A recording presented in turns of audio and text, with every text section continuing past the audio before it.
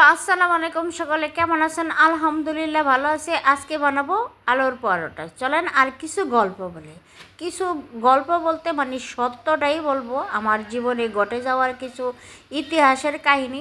ইতিহাসের কাহিনী বলতে যে জয়সর এলাকার মানুষ এতটাই খারাপ, মানে প্রথমে আমি আলুর ভর্তা বানাই নিছি। আলুর ভর্তা রেগুলার সবাই পারেন, এরকম রুটি বেলে এটার ভিতরে দিয়ে দিলাম, ফুল করে দিয়ে দেবেন সাবধানে, আস্তে আস্তে সাবধানে দেওয়ার পরে তারপরে আস্তে আস্তে রুটিটা বেলতে হবে, কারণ না হয় আলুর যে পুরটা ছিল আলুর ভর্তাটা বের হয়ে যাবে।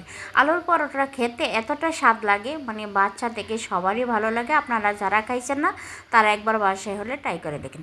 আর এক গল্প বলতে, আমি যে জয়সর এলাকা থাকি, এত অসাধু কিছু লোক আছে আমার পিছনে এত লাগছে।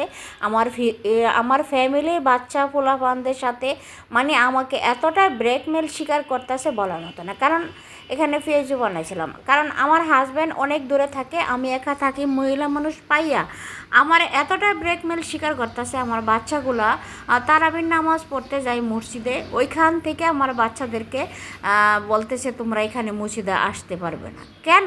ওরে ভাই, আমি কোনো বুঝলাম না। মসজিদ কি ওনার না আল্লাহর ঘর?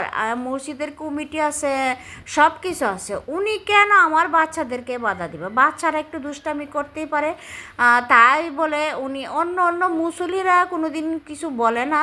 উনি আমার বাচ্চাদের কাছে এরকম একটা ব্যবহার করব আমি আশা করি নাই।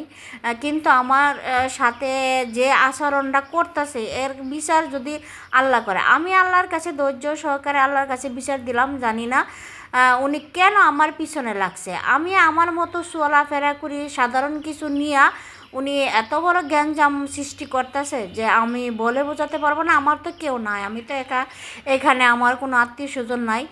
যাক, আল্লাহ যা করে ভালোর জন্য করে। আল্লাহ ওনাকে হেদায়েত দেখ। নামাজ পড়তে যায় বাচ্চারা, ওইখান থেকেও আমার দেন ফুলকো ফুলকো রুটি হয়েছিল। আর কি বলবো, আমার সাথে এরকম লাগাটা লাগছে আমি বলে বোঝাতে পারবো না। আমার মনটা ভীষণ খারাপ। আপনারা আমার জন্য একটু দোয়া করেন। সবাই ভালো থাকবেন।